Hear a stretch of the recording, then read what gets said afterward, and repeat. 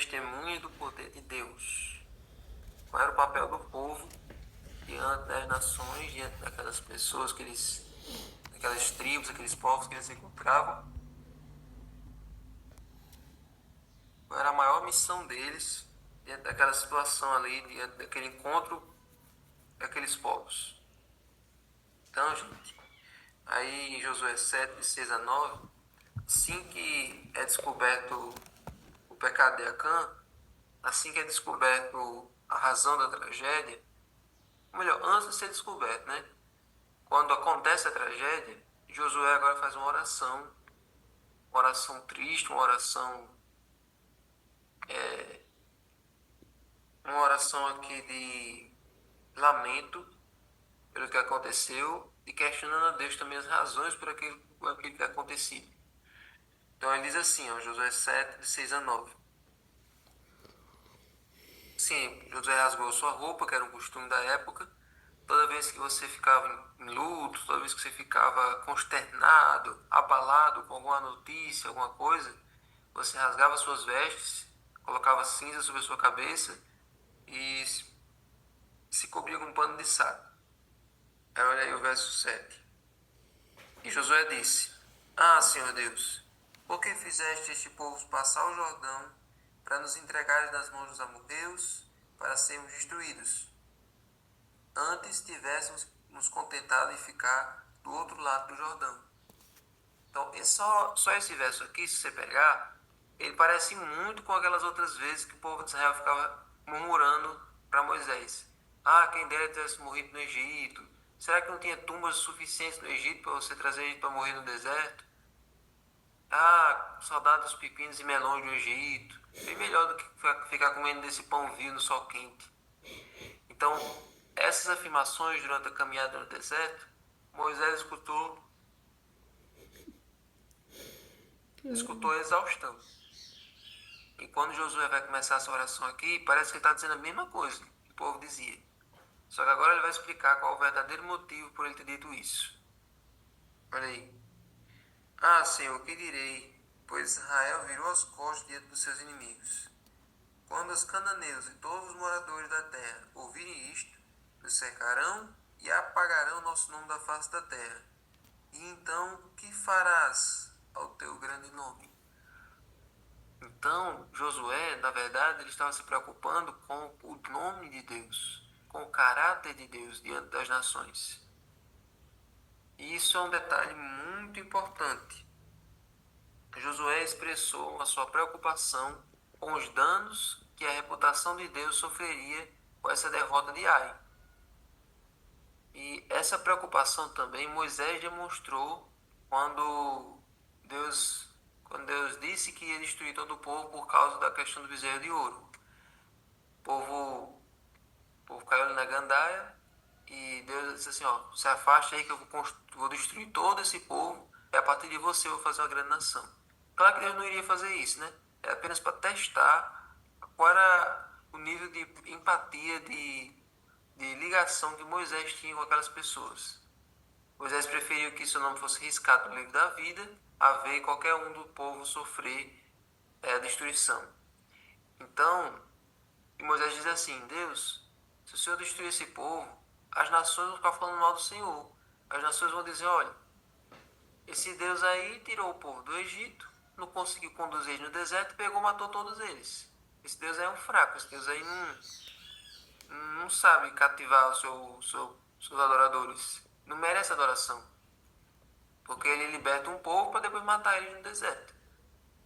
Então, Moisés demonstrou preocupação com o caráter de Deus. Naquele dia lá, que Moisés estava falando isso diante de Deus, Josué não estava tão perto assim.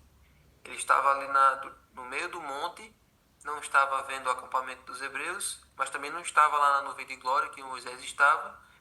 Ele não escutou esse diálogo. Mas você vê como que dois líderes guiados pelo Espírito Santo, dois líderes guiados por Deus, eles se preocupam com o seu povo e também com o próprio Deus. Eles pensam tanto no bem-estar do seu povo, como no caráter de Deus, na maneira como Deus vai ser conhecido. Então, gente, aqui Josué traz uma importante lição. A lição de que nós, irmãos, nós somos muitas vezes a única imagem de Deus que as pessoas vão ver. A única imagem da Bíblia que as pessoas vão conhecer. A única igreja adventista que as pessoas vão ver na vida vai ser você. Então, todos nós carregamos toda a identidade da igreja adventista em nossas atitudes. Se você for um adventista chato, se você for um adventista irresponsável, se você for um adventista que não é pontual, que não é confiável, as pessoas que conhecem você, que conhecem apenas você, elas vão achar que toda a igreja adventista é daquele jeito. Todos os adventistas são como você ou pior. Que as pessoas geralmente tendem a generalizar. Então, se você, usando o mesmo exemplo, a única igreja adventista que as pessoas vão conhecer é você. A única Bíblia que as pessoas vão ver é a sua vida. Então as pessoas podem sentir vontade de estudar a palavra de Deus, de conhecer, se você mostrar que você vive de acordo com seus princípios. E olha só, olha esse texto aqui de Deuteronômio 4, de 5 a 9. Eis que eu lhes tenho ensinado estatutos e juízos, como o Senhor meu Deus me ordenou, para que vocês os cumpram na terra que passarão a possuir. Portanto, guardem e cumpram essas leis, porque isto será a sabedoria e o entendimento de vocês aos olhos dos povos, que ouvindo todos esses estatutos dirão: de fato, este grande povo é gente sábia e inteligente. Pois que grande nação há que tenha deuses tão chegados a si como o Senhor nosso Deus, todas as vezes que o invocamos? E que grande nação há que tenha estatutos e juízos tão justos como toda essa lei que hoje eu lhes proponho? Então, gente, as pessoas podem nos considerar gente sábia e inteligente. Exatamente, né, Fredson? O verdadeiro cumprimento daquele terceiro mandamento da lei de Deus é quando você honra o nome de Deus através de suas atitudes, através de suas ações. E o contrário é exatamente isso que diz lá no mandamento. Tomar o nome de Deus em vão não é apenas dizer, ai meu Deus, não é apenas dar uma topada na parede, ah meu Deus, não é. Toda vez que a gente fala desse mandamento, todo mundo aplica como se você estivesse falando o nome de Deus repetidamente. Não é só isso. Tomar o nome de Deus em vão é representar ele de maneira falsa, de maneira errada para as pessoas. As pessoas podem ter a ideia de que o nosso Deus é um Deus exigente, que é um Deus autoritário, se você considera a vida cristã uma coisa difícil.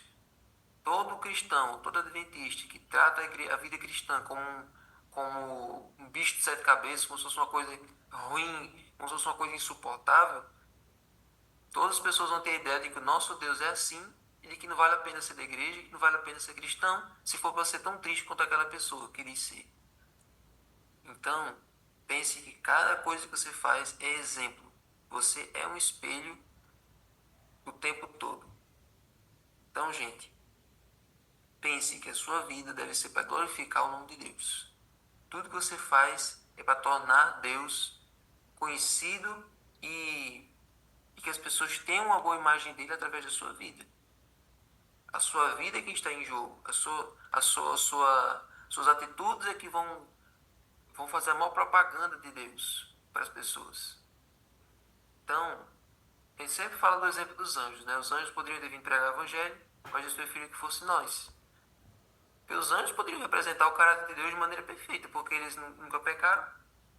Mas não há poder maior do que ver um pecador que foi transformado da lama para a limpeza, da água para o vinho, um pecador que saiu lá das trevas para a luz. Não há testemunho maior do que ver alguém transformado e que agora, com a vida nova, ele testemunha do caráter de Deus para as outras pessoas. E assim as pessoas vão nos chamar de gente sábia e inteligente. Quando nós formos o povo da Bíblia, quando nós somos o povo, voltarmos a ser conhecidos como o povo da Bíblia, o povo que conhece a verdade. As pessoas vão olhar que existe uma diferença entre as outras igrejas, entre as outras pessoas, entre os outros cristãos e nós. Por quê? Porque talvez os outros cristãos não saibam responder da sua fé, não saibam explicar por que eles acreditam naquilo que eles acreditam, mas nós vamos ter na ponta da língua a explicação para dar a cada uma dessas pessoas. O adventista tem essa responsabilidade, saber explicar por que ele é adventista, saber explicar por que ele acredita nessas doutrinas, por que ele acredita na volta de Jesus, por que ele acredita que o sábado é o dia do Senhor, por que ele acredita que a morte é só um sono, por que ele acredita que alguns alimentos são impróprios, outros são limpos. Enfim, o adventista precisa ter a resposta para dar da sua fé, da sua crença. Quando cada adventista tiver a sua resposta, tiver a sua maneira de se defender, de explicar por que acredita nessa mensagem, os outros vão ver segurança em nossa maneira de falar. Vão ver que desde a criança até a pessoa mais idosa, todo mundo tem domínio daquilo que professa, daquilo que crê. Que a igreja para os adventistas não é só um clube, não é só um lugar onde a pessoa vai, vê os amigos e volta para casa só assistindo um culto. As pessoas vão ver que a igreja faz a diferença na vida daqueles membros, porque eles saem melhores do que eles entraram. São um testemunho para as outras pessoas, são um exemplo de cidadão, são um exemplo de familiar, exemplo de amigo, exemplo de vizinho, e ainda por cima tem uma mensagem que transformou a vida deles, que transforma a vida de quem está ouvindo, e que eles se ensinam com tanta segurança e dá vontade de ser que nem eles, só para poder fazer o que eles fazem. Então, gente, nós temos essa responsabilidade. Nós temos esse peso na nossa vida. E não deve ser um fardo. Não devemos encarar isso como um fardo. Devemos encarar isso como um privilégio. Como um privilégio. As pessoas que são embaixadoras do Brasil, os famosos que são embaixadores do Brasil, eles não carregam isso como se fosse uma maldição. E droga, eu sou um embaixador do Brasil, eu sou um representante do Brasil no exterior. Não. Toda vez que uma pessoa é escolhida como embaixador do Brasil, a pessoa encara isso como um orgulho, como uma felicidade.